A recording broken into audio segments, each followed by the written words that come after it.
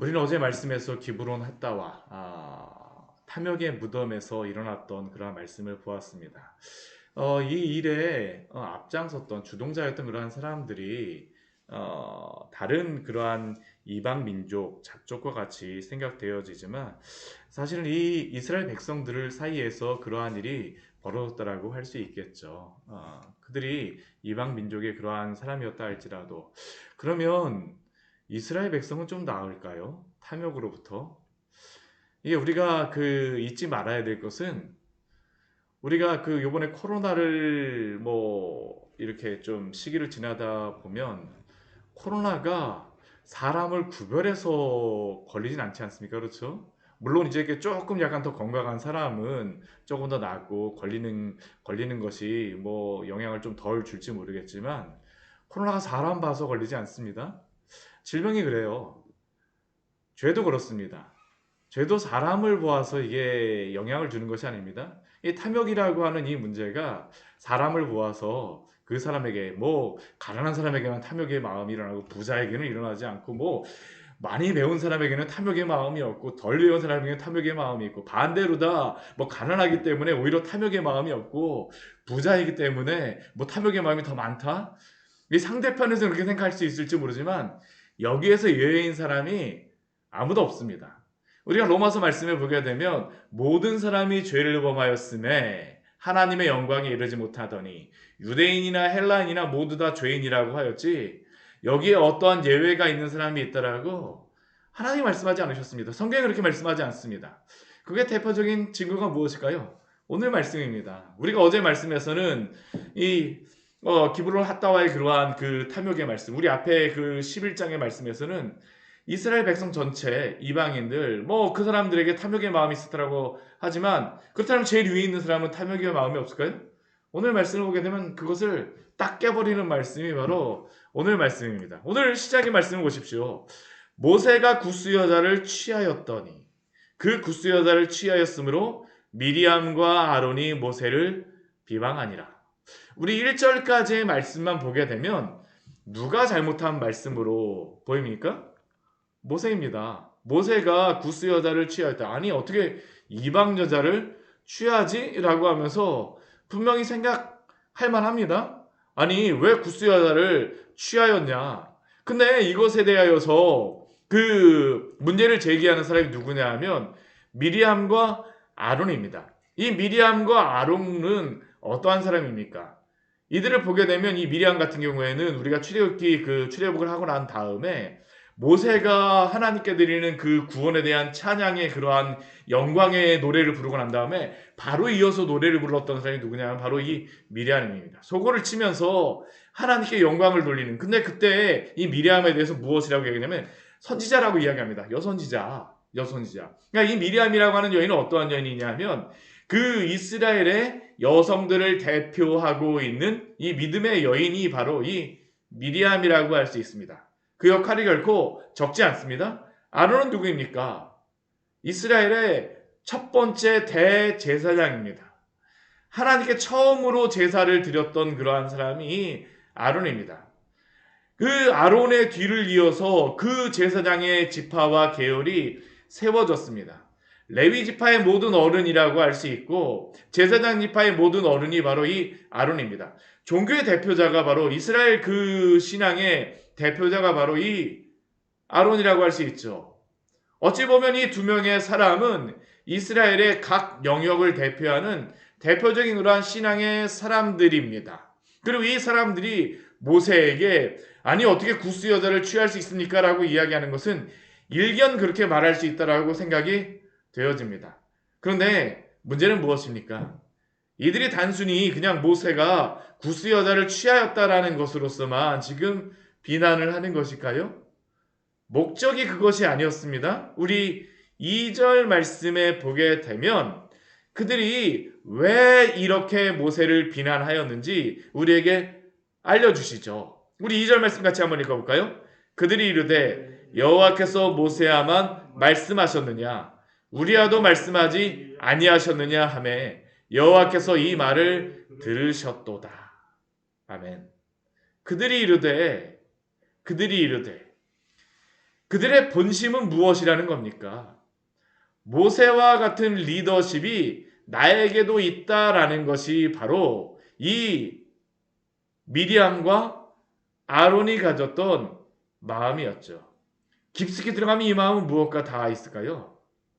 명예에 대한 탐심입니다.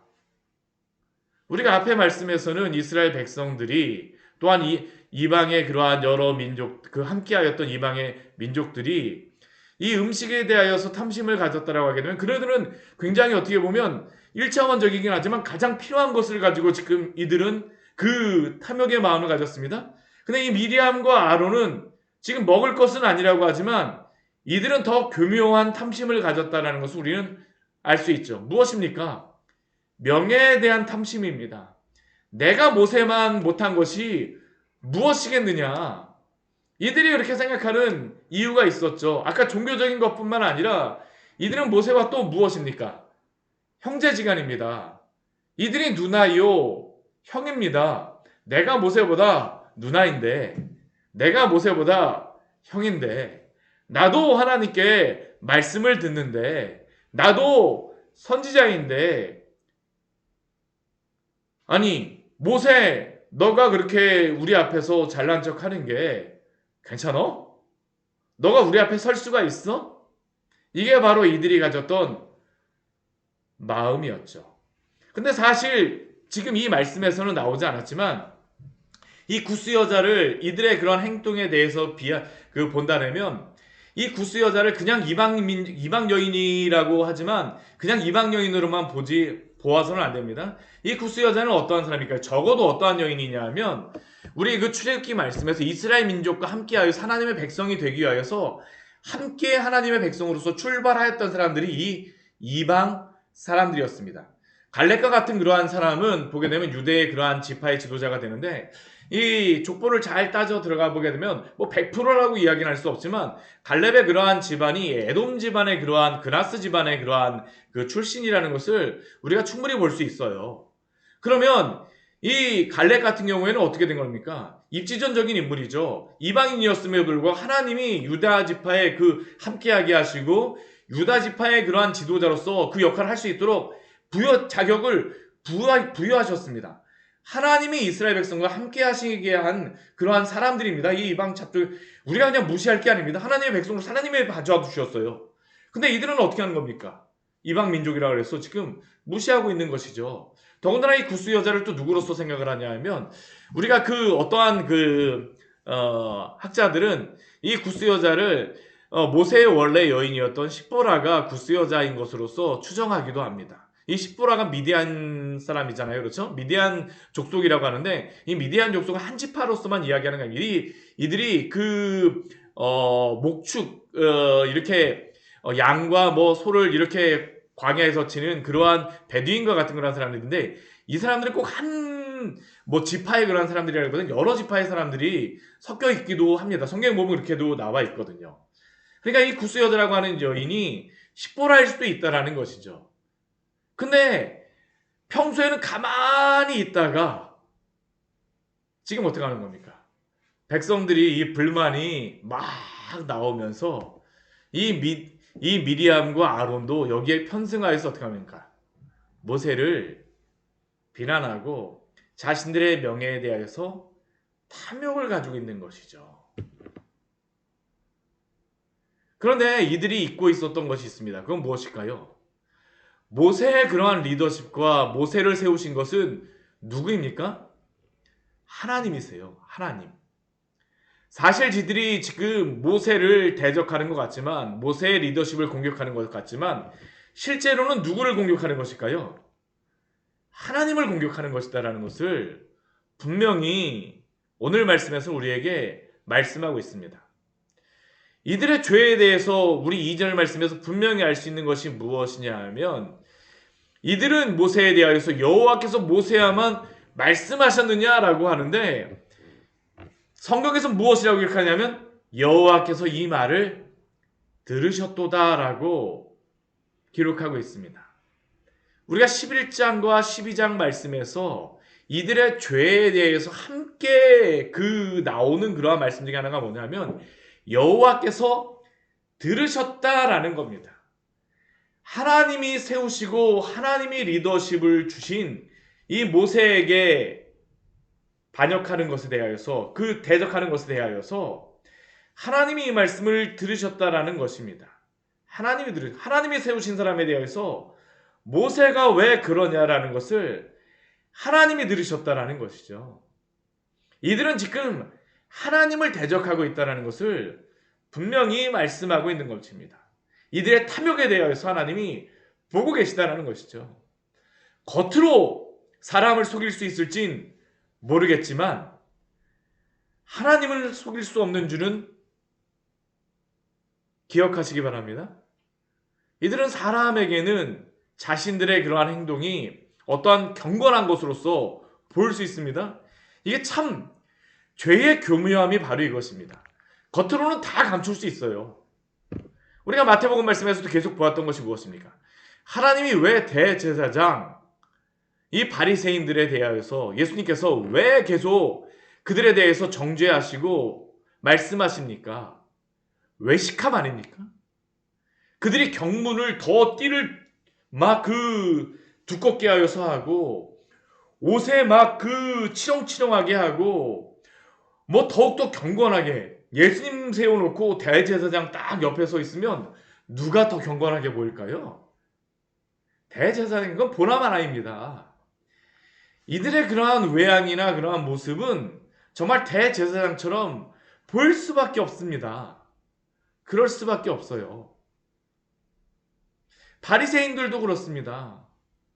예수님 갈릴리 출신의 나사렛 사람, 어떻게 보면 마을도 생긴 지도 얼마 유서 깊은 마을도 아닙니다. 생긴 지 얼마, 만들어진 지 얼마 되지도 않은 그런 마을에 배우지도 않은 그러한 사람이 나와갖고 갑자기 막 하니까 무시하는 겁니다. 모든 사람이 보기에도 그렇죠.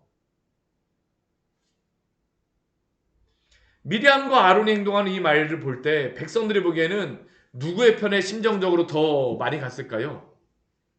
미리암과 아론에게 더 갔을 수 있습니다.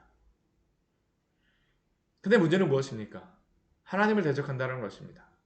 근데 이것은 하나님을 대적하는 것이지만 주의 교회를 대적하는 것이죠. 이 광야에 있었던 이스라엘 민족을 우리가 그 사도행전 말씀에 보게 되면 광야 교회라고 이야기합니다. 광야에서 있었던 교회, 광야 교회. 하나님의 교회를 깨버리는 것입니다.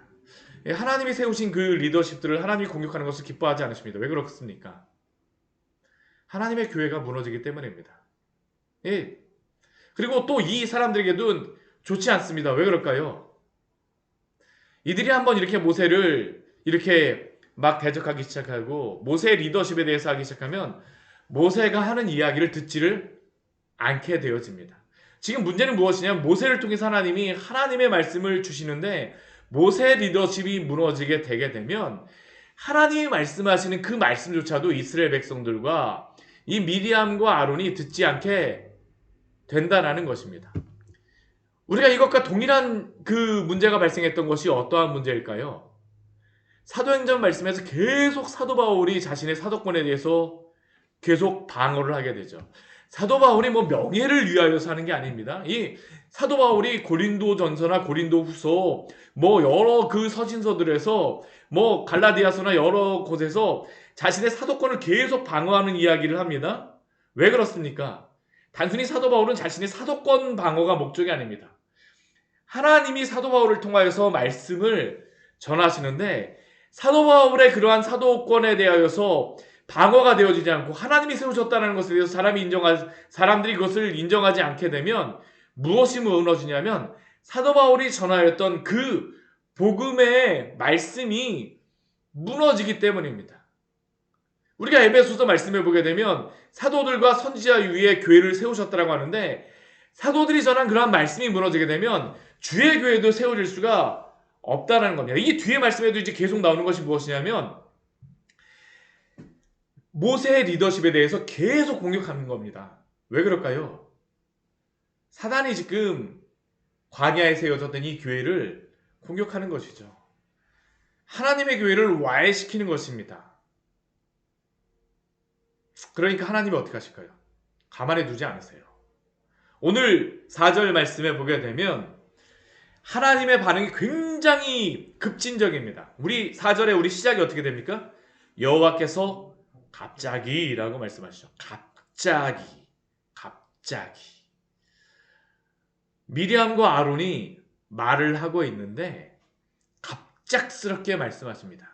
이것이 더 이상 퍼져나가지 않도록 하는 겁니다. 하나님이 건징하시는 것이라고 할 수 있어요. 미리암과 아론에 대하여서. 이것이 더 이상 퍼져나가지 않게 하시는 것입니다. 그리고 세 사람을 부르세요. 어디로다 오라고 하십니까? 회막으로 나오라고 하십니다. 이 회막이라고 하는 것은 모임의 장소입니다. 이게 추정하기로는 지금 여호와의 생각하기로는 우리가 말씀을 잘 보게 되면 가운데 그 진영에 하나님의 성막이 있지만 하나님께서 이 모세의 얼굴에 그러한 것들이 있은 다음에 얼굴에 뭐 광채가 나고 뭐 그런 다음에 두려워하게 되니까 하나님의 임재를 이 회막이라고 하는 데서 모세하고 말씀하실 때는 조금 다른 곳에다가 이걸 좀 만들어 놨던 것 같습니다. 정확하진 않습니다. 그러나 그런 것 같아요. 그래서 하나님께서 그곳에서 만나 주신다. 물론 성막에서 만나 줄 수도 있습니다. 근데 이 하나님께서 만나 주시는 이 회막에 하나님이 세 사람을 부르시고 나서 하나님의 임재가 이곳에 있습니다. 구름이 그곳에 강림하시죠. 그런데 이번에는 누가 가까이 오라고 말씀하시냐면 아론과 미리암만 따로 부르십니다. 왜 그렇습니까? 직접 이들에게 경고하십니다. 너희가 선지자냐? 그래, 내가 너희가 선지라고 하니까 한번 말해줄게. 너희 중에 선지자가 있으면 나 여호와가 환상으로 나를 그에게 알리기도 하고 꿈으로 말하기도 하였거니와. 선지자에게 정말 이렇습니다. 그런데 모세에게 주신 그 리더십은 무엇일까요? 내 종 모세와는 그렇지 아니하니 그는 내 온 집에 충성한지라. 하나님이 이를 통하여 모세를 통하여서 하나님의 말씀을 대언하신다는 것입니다. 모세를 통하여서 하나님이 이스라엘 백성을 세워가신다는 것이죠. 특별한 그러한 권한을 주셨다는 겁니다. 우리 8절 말씀에서 무엇이라고 말씀하십니까? 미리암과 아론에게 내가 대면하여 명백히 말하고. 그들에겐 그렇지 않았다라는 것이죠. 너희가 어찌하여 내 종 모세 비방하기를 두려워하지 아니하느냐라고 분명히 말씀하십니다. 왜 그럴까요? 하나님의 교회를 세우시기 위함입니다. 교회도 이 질서가 무너지게 되면 교회는 금방 무너지게 됩니다. 옛날 같은 경우에는 저희 아버님 목회하실 때면 몇십 년 전만 해도 저희 아버지가 강원도에 예전에 80년도에 진짜 80년도에 딱 가셨습니다. 80년도에 강원도에 가셨을 때에 그 마을에서 정말로 장로님 그러시더라도 대학교 나오신 분은 아마 제가 생각하기엔 저희 아버지 한 분밖에 안 계셨을 거예요. 신학대학원. 그 주변에 대학교 나오시거나 중학교, 초등학교 그때만 해 초등학교도 중학교도 시험 봐서 들어갔었습니다. 그 주변에 나오시는 분이 거의 대학교 나오시거나 그러신 분이 없죠. 그 시대만 해도 목회자라고 하게 되면 인텔리로서 그냥 그 자체만으로서도 인정받는 그러한 역할이었다고 할 수 있는데 오늘날에 어떻게 할까요? 목회자가 신학대학원 나와서 MDB를 받았습니다. 교회에서 말할 수 없습니다. 왜냐하면 저희 교회만 해도 여러 많은 진짜 석사, 박사, 해외까지 나가서 이렇게 공부하시는 분들도 많기 때문입니다. 더 이상 이것으로서는 리더십을 이야기할 수가 없죠. 서로 그렇다 해서 목회자가 정말로 해외 나가고 미국의 유럽에 아니면 이스라엘의 유수한 그러한 신학교나 그러한 곳에서 공부를 하고 왔다래라고 그것이 리더십의 어떤 원천이 될 수 있을까요? 아닙니다. 만약 우리가 그것을 가지고 하나님이 세우신 그 리더십을 따른다라고 하게 되면 우리는 오늘 미리암과 아론과 같은 그러한 오류에 빠지고 있는 줄 기억하십시오. 하나님이 세우신 리더십은 하나님이 세우셨다라고 하는 것으로부터 나타남을 우리는 기억해야 합니다. 교회에서 세우신 리더십, 저 같은 경우에도 제가 항상 기억해야 될 것은 무엇일까요? 오늘 말씀에 오게 되면 3절 말씀에 오게 되면 모세에게 있는 한 가지의 그러한 특징을 이야기합니다. 그게 무엇입니까? 모세는 온유함이 지면의 모든 사람보다 더하더라라고 이야기합니다. 이 온유함이라고 하는 이 단어가 어떠한 단어냐면 겸손하다, 가난하다라는 그러한 단어입니다. 근데 여기에 겸손하고 가난하다라고 하는 단어인데 이게 어디서부터의 겸손이냐면 비참함이라는 의미 가운데에서의 겸손함입니다. 나는 아무것도 아니라는 겁니다. 하나님께서 교회의 리더십으로 세우셨다면 그 사람이 가져야 될 마음은 무엇일까요? 내가 하나님 바로 미창이야 라고 생각하는 마음이면 안 된다라는 겁니다. 하나님이 세우셨다라고 하지만 그 온유함은 무엇이냐면 나는 아무것도 아닙니다 라는 겁니다. 나는 정말 비참할 정도까지 아무것도 아니라는 것이에요. 하나님 앞에서 나는 철저하게 죄인이다라는 것이 하나님이 이 교회 리더십들, 목사, 장로, 권사, 집사, 직분을 받으면 받을수록 더 어떻게 되면 더 종이 되어져야 된다는 게 바로 이것을 의미하는 것이죠. 하나님에게 내가 죄인일 뿐만 아니라 사람에게도 어떻습니까? 온유함을 가져야 된다는 겁니다.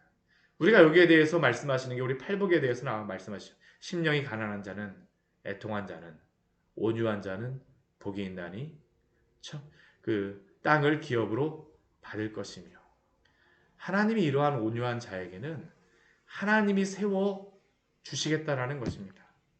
하나님이 어떠한 위치에 올려주셨습니까? 꼭 교회뿐만 아니라 우리가 있는 그러한 위치에서 하나님이 올려주셨다면 하나님이 주신 자리로 알고 종으로서 그 자리에서 섬기시기를 축원합니다. 정말 우리에게 말씀하시는 것입니다. 만약 이것을 가지지 않게 되면 교회가 무너집니다. 지도자가 이것을 잊어버리게 되면 교회가 무너집니다. 오늘날 교회 목회자들이 실패하는 그러한 이유 중에 한 가지가 왕적인 그러한 군림하는 목회자, 가스라이팅. 왜 그런 게 다 할까요? 내가 군림하고 온유하지 못하기 때문입니다. 내가 비참할 정도까지 낮아지지 않기 때문입니다. 그러나 또 밑에서 따르는 또 그 다스림을 받는 그러한 성도나 그러한 사람들은 어떤 마음을 가져야 되겠습니까? 존경하는 마음을 가져야 된다는 것이죠. 왜요? 사람이 존경스러워서가 아닙니다. 그만큼 배워서 인품이 물론 인품이 필요하고 학벌 공부도 해야 되고 자격은 기본적인 경건의 모양은 기본적으로 가져야 됩니다. 근데 근본적인 그 리더십의 그러한 것은 무엇입니까? 하나님이 세우셨다라는 것입니다. 주님이 세우셨다. 이게 교회가 세워지는 방식이죠. 우리 광야의 샘교회가 온유한 주님의 세우신 종과 또한 하나님이 세우신 것을 인정하는 성도들이 함께하는 아름다운 교회로 이루어지기를 원합니다. 우리의 기도 제목이 되어져야 됩니다. 우리의 기도 제목이. 그 뒤에 말씀해 보게 되면 하나님이 여기에 대해서 미리암에게 징계하시는 것이죠. 왜 미리암을 징계하셨을까? 여기 앞에 보게 되면 미리암과 아론이라고 이야기합니다. 아론이 대제사장임에도 불구하고 하나님이 여기에 대해서 앞서기를 미리암으로도 얘기해 주세요. 왜 그럴까요? 앞장서서 모세를 비난했다라는 것이 바로 여기에 나타나는 것이죠. 대표적으로 미리암에게 하나님께서 그러니까 이 나병을 걸리게 하시는 것입니다. 하나님이 세우신 자를 대적하지 말라는 것이죠. 하나님이 기뻐하지 않으십니다. 왜 그렇습니까? 하나님의 말씀을 듣지 못하게 되기 때문입니다. 그러면 더 이상 하나님의 백성이 아닌 것이죠. 목회자의 말을 왜 들어야 될까요? 하나님의 말씀을 듣지 못하게 되기 때문입니다. 통로를 막아버리게 되는데 어떻게 하나님의 백성으로서 살아갈 수가 있겠습니까? 그렇기 때문에 하나님이 그 리더십을 세우시는 것입니다. 사랑하는 성도 여러분, 겸손하게 주 앞에, 우리는 날마다 다 겸손한 자입니다. 목회자라 그래서 위에 군림하는 자도 아니요, 성도라 그래서 낮은 자도 아니고 다 온유한 자가 되어져야 됩니다. 결국에는 다 온유한 자입니다. 다 비참한 나 같은 죄인 살리신입니다. 벌레 같은 나 같은 죄인을 살리신 주 앞에 우리가 무엇을 자랑하고 무엇을 나타낼 수 있겠습니까? 날마다 이렇게 겸손한 자로 서기를 원합니다. 같이 기도하도록 하겠습니다. 하나님 아버지, 오늘 말씀을 통하여서